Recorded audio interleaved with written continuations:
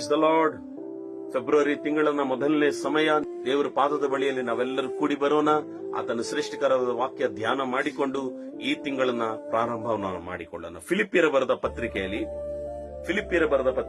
4ನೇ ಅಧ್ಯಾಯ 13ನೇ ವಚನ. The book of Philippians 4:13.